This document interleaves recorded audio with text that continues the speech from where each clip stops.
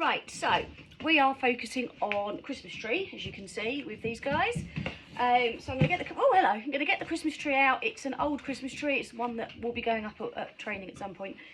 You can actually stay up there. So it's not got a new smell, so it shouldn't be too overpowering, but there will be scent obviously on there from where I've handled it over the years. There are some decorations in the box as well, I think, aren't there, Peps? So we're just going to film as we go along, and then you'll get to see when I stop and do stuff. So I've already got loads of treats in my pockets.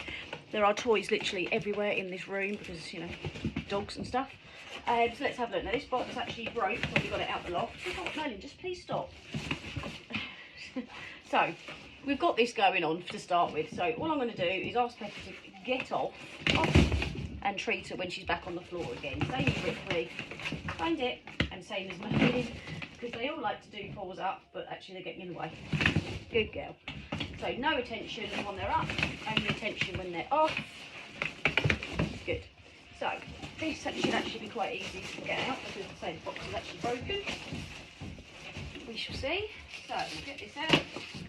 So very exciting. Pepper's going to probably jump in it now because she's been jumping on it. Oh, that's nice. So I'm actually going to praise this because they're offering and not paying attention to the decorations. So I'm actually going to praise them for what they've done there, even though I've just said I don't want them to all jump up. But actually, oh, sorry, baby. It's there. Let me find yours, Pep. There you go. So I've got high value treats. I've actually got cocktail sausages in my pocket because that was the quickest thing to get. Oh my God. Pepper. Yay, good. So I'm not going to make a big fuss. I'm not going to pick things up and go, oh, what's this, because I'm then making it more fun and interesting. I want this to be the most boring thing in the world, really. Okay, so as I take things out, if any of them get excited, I'll give them something else to do instead. If they don't pay any attention, then I'll praise them for doing something different instead, won't we, hey? These guys are quite used to seeing unusual stuff, because obviously I have a lot of stuff. So we'll get the box out, which has got the base. I think this is a fibre optic tree, to be fair. That's very good. So again, that would have been a good opportunity for any of them to dive in the box, to grab some of the tinsel, as you can see. This tree has also got pretend pine cones on it there, which also could be quite exciting for dogs. So there are quite a lot of things that could make this all go disastrously wrong. But we have hope, don't we, Pepper Potts? So let's get this box undone. I do apologise for any banging. My neighbours are having their roof done and they're joining. So what they get, we get. So I'm going to get this out. So like I say, there's a lot going on with this particular tree. I'm going to pop it straight into the base, and Pepper is straight in there sniffing it, which is fine. I don't mind her sniffing. That's good. I'm not making a big fuss. I'm not shouting at her to leave or anything. I'm just getting on with what I'm doing and letting her have a sniff. It's going to smell. It's going to smell strong. It's going to be odd. What a good girl. That's so clever. But I'm going to treat and praise the other two, because they're doing what I want them to do. And so often when we are doing something different with our dogs, we don't let them know when they're doing something right. We wait for them to get it wrong. We tell them they're doing it wrong. We don't tell them what we want them to do instead. So look at this. This is brilliant. What a good bunch. What a good bunch. Didn't know you were going to do this, did I? So not entirely sure what's going on with the tree, in that it looked decorated, but I don't actually now think it is decorated. I think I've just put the tinsel on somehow. So I'm going to take some tinsel off. Now that's going to be exciting. Tinsel makes a funny noise. It moves funny. It's got its own scent. Yeah, that's very nice. So one piece comes off. I spend a bit of time praising my dogs for being good. That's nice. That's very clever. Isn't that good? Where's Ripley gone? There's Ripley. Now, I'm up in the stake, so I'm going to find something for the dogs. Ripley and Merlin won't be too interested, but I'll find something for Pepper, because she does like playing with toys. What's in here? So I'm just going to unload one of the toy boxes. Whoa, what have we got? What have we got? So that she's got other things to occupy her.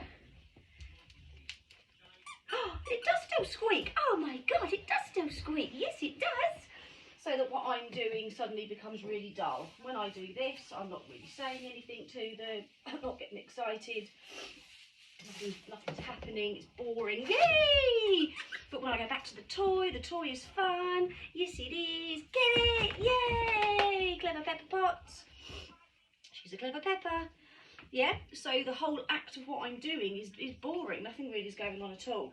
And that's where often things don't go to plan, is we don't spend enough time letting our dogs know what they did right.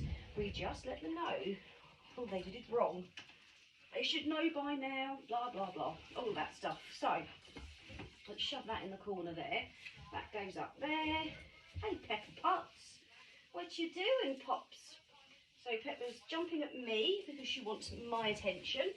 And so if I don't then decide to do anything with her, she's going to transfer it onto what I'm doing. She's going to say, right, well, that's taking up your time and your attention, therefore I will play with that instead. So she's in the tree, so I'm going to get her out the tree with the toy. Yay! Notice how I didn't shout at her, didn't tell her to get off. So I didn't say to her to get off, no, don't do that, because she'll very quickly learn. She's very clever. Okay, so if you're doing something I want your attention, if I launch into that tree thing, then you start giving me attention. Brilliant, I'll remember that. So instead, I've ignored what she did with the tree, but I made a big fuss about the toy instead, because the toy is brilliant. Yeah, you go get the toy. What a clever girlie. Come on, Pepper Potts.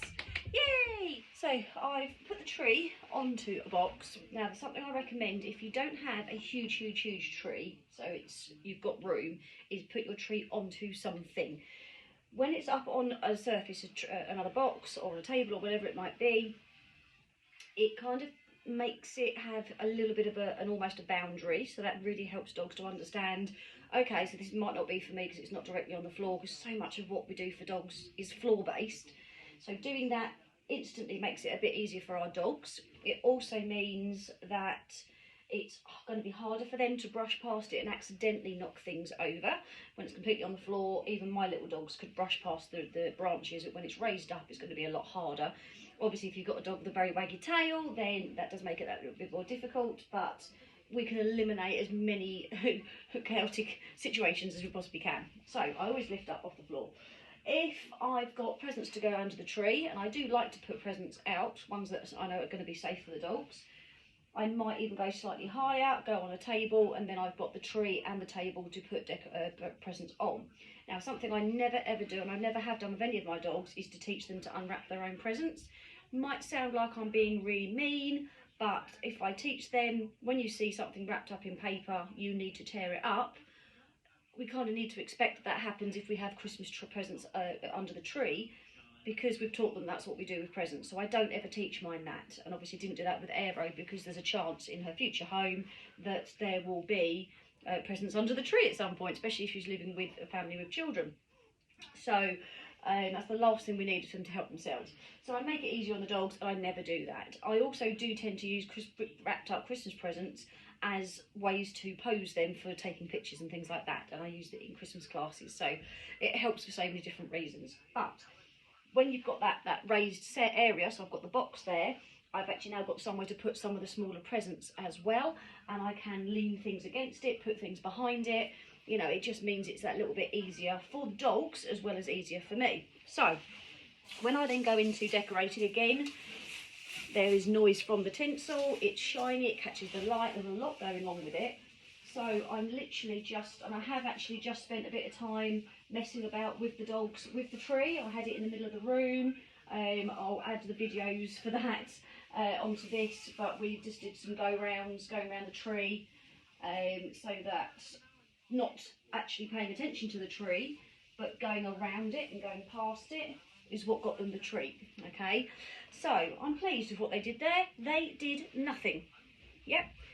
But isn't that what we want? Man, I'm going to get your bum out of the way. So I'm going to move. I've got them in the bottom there. So Ripley's doesn't know what Ripley's actually doing. Pepper's busy eating her own foot. So I'm going to praise them. And you might think, well, what did they do? Why would I praise them for that? Surely just get on with it and get the tree done quickly while they're calm. Well, no, I'm rewarding them for being calm. That's the whole point. If you teach a settle, you reward them for being in the settle. So that's what I'm doing. I'm letting them know, okay, what you're doing right now is exactly what I want you to be doing. Okay, so, you know, constantly giving the dogs some feedback, tell them what it is you want them to do, and this really helps dogs. If they know what's expected, then they know what to do. They make a lot less mistakes, and everyone can live much more happily. Trust me on that one. So, as you can see, my tree trimming skills are not fantastic, but the dogs are doing what I want. Let's bring that down a little bit. They're just chilling out, they're watching what I'm doing, they're thinking, well, I don't know what she's doing, but it's pretty boring, if you ask me. None of that looks interesting. I've not got to wrestle it out of their mouths, I'm not making it into a big thing. Oh. Sorry, that was Mel. No, I made a silly noise. I made that silly noise when I was exclaiming over the tinsel. It's got lights wrapped in it, I didn't realise. No, it was me, I am sorry. I did that. So never exclaim if you see that the tinsel's got lights in it. Otherwise Ripley will tell you off. I don't know where the box is for the lights, it's just literally tinsel with a cable in it pretty much. What are you doing, you crazy animal? I've got to go round because I'm on the biggest part now, look. Aren't we? Okay, so Helen, you're always there, aren't you? And then I can pop that in there. And then if I want to, I can just start adding some bits to this. So I haven't got any presents wrapped yet, surprisingly enough, but I do have some gift bags. So I could start putting gift bags in places. I mean, come on. I couldn't not, could I, really? So I can put that down there. Now the dog's instantly going to say, whoa, is that for us? So I'm just going to ask them to do a touch. Yes, good. Ripley, touch. Yay! And Pepper Potts, touch it. Yes. So what I'm saying is, you can go and sniff it, you can go and do a nose touch, but that's it. I don't need you to be messing about with it.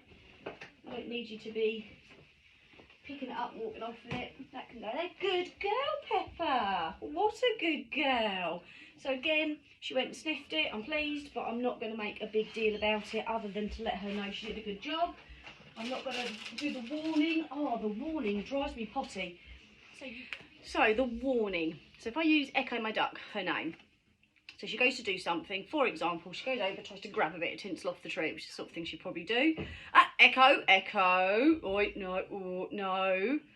And all that does is lets them know that we're using their name. So they go, what are you doing? What are you doing? That got my attention. We are letting them know that they are maybe doing something that they should not be doing, but actually we're not going to get up and do anything about it. So there's, thank you Ripley, there's a bit of distance going on, and they've got time because they know that actually nothing's going to back it up because they've probably heard the warning sound before. And also the warning noise, the warning name, kind of lets dogs know that they're doing something that you probably don't want them to do, therefore it's probably more fun than they first expected it to be, so then they're more wanting to do it. So rather than giving the warning voice, or the warning name for your dog, so say I'm, let's move the Christmas box out the way, say I'm over here, and one of my guys actually manages to get up off the floor and comes over to see the tree. So Merlin's come over now. If he came over and I didn't know where he was heading, so I went at Merlin, instead of doing that and him thinking, oh, what don't you want me to, is it if I go over here?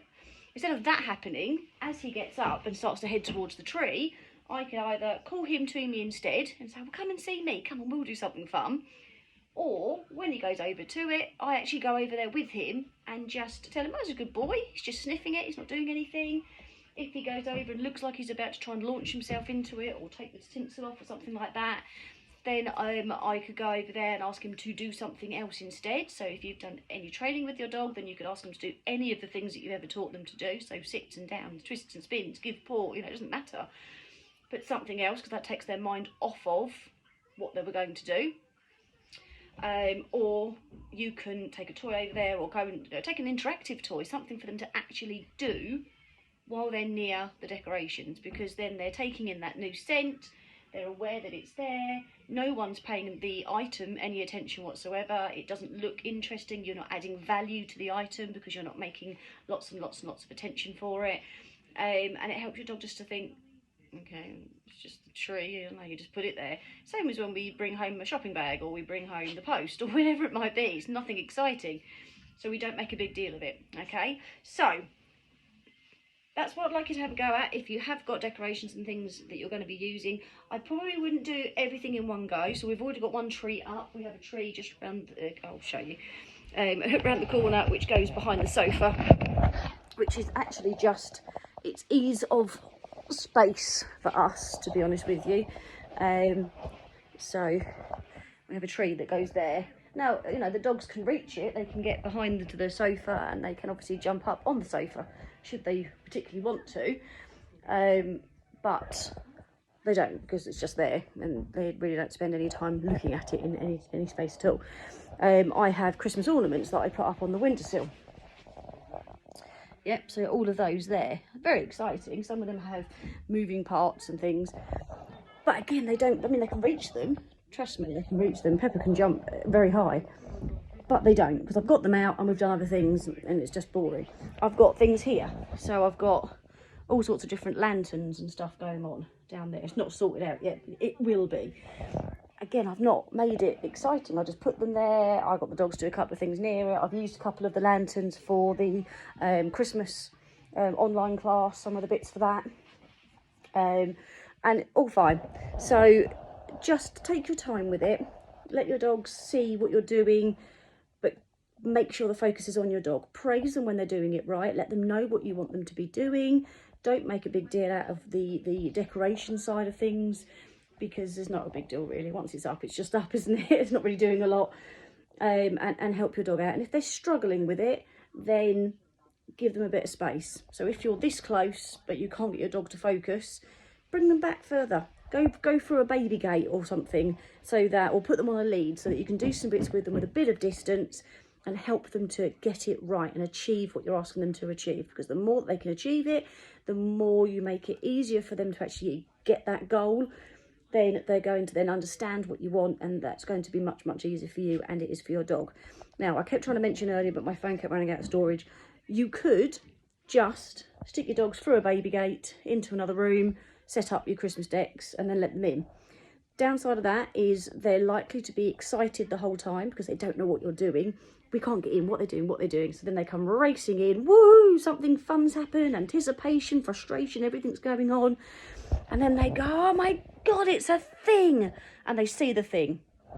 So they go, oh, is that for us? And they race over. And of course, the first thing we do instinctively is go, no, careful, away from that, off, get off that, don't do that. So now you've got your dogs excited, they're frustrated that they couldn't get through the door, they're more excited because they've seen a thing, and now that they've got your attention for doing stuff to the new thing that you've set up. So it can actually make it more chaotic by doing it that way, whereas if your dogs can see what you're doing, and you can stop and start, then that helps them. You could still have them outside, you know, behind a baby gate, but just every now and then go back to them, praise them for what they're doing in there, do something with them for a moment, and then carry on with the decoration side of things, so that it's not just a big build up and then suddenly they're allowed in the room and they go, oh wow, what could it be, so think of it from your dog's perspective. Do things in small chunks for your dog to break it down a bit. Most importantly, let them know, low battery, let them know when they're doing it right, and that helps them to not then choose to do it wrong.